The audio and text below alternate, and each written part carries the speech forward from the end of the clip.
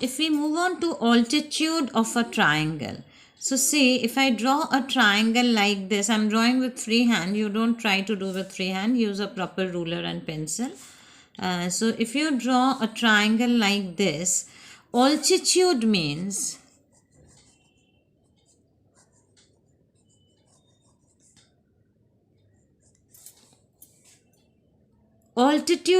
the perpendicular line segment from a vertex of a triangle to the opposite side.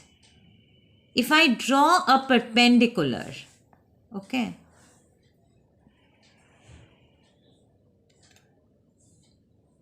so this angle will be 90 degree. So AD, if I mark this point as D, then AD is an altitude from A to the side BC. A triangle will always have 3 altitudes. Have you understood? So now we will move on to the chapter. Now, if we move on to exercise 11.1.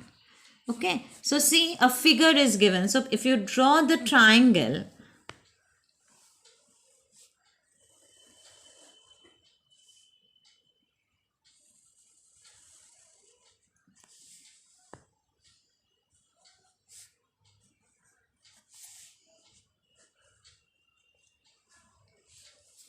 in this figure, you are supposed to name the vertex which is opposite to PQ. So this is the side PQ. Now what is the vertex which is opposite to this side, girls? It is R. So R is the vertex. Number 2, name the side which is opposite to the vertex Q. To the vertex Q, which is the side which is opposite, it is PR. Name the angle which is opposite to the side QR.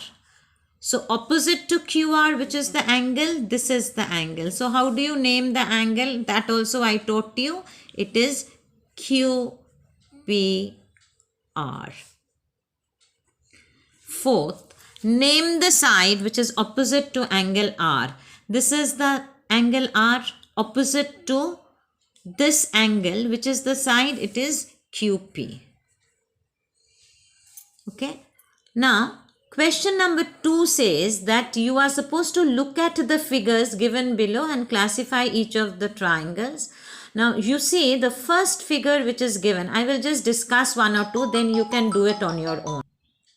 So, if you just have a look at question number 2, where you are supposed to classify each of the triangles according to the A and B is according to A is according to sides and B is according to angles. Okay, so if you have a look at the triangle ABC, where you have the two sides which is marked as 7 centimeter and 7 centimeter, the other side is 6 centimeter. So this is an isosceles triangle where the two sides are equal. Now, if you have a look at suppose the third triangle, where all the three sides have been marked equal. See, PQ is equal to QR is equal to RP. All the three sides are 6.5 centimeter. So if all the three sides are equal, then you can classify this triangle as an equilateral triangle. Okay. Now, if you move on to question number, the same question number 2, if I move on to question number 6th part. Look at the triangle. Over there, you see angle RST. Follow the figure. The figure is like this.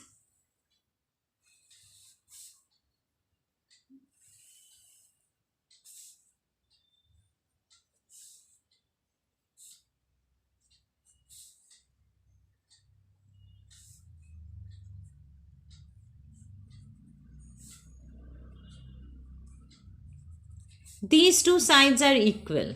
Okay, and this angle has been marked as 90 degree. So this is definitely an isosceles triangle because the two sides are equal, and this angle is marked as 90 degree. So this is an isosceles right angle triangle. Did you understand? Okay. Now, if you move on to question number 3, see the figure is given clearly. So, in the adjoining figure, PQR, the triangle is marked as PQR. I'm not drawing it to scale, girls. So it will not be straight lines, because my idea is just to explain the thing and you will do the drawing according to your rulers and pencil. You will use your rulers and pencils. So PQMR. I'm just giving you the concept. This angle is marked as 90 degree.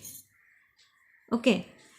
So it is mentioned that D is the midpoint of QR. That means QD is equal to DR.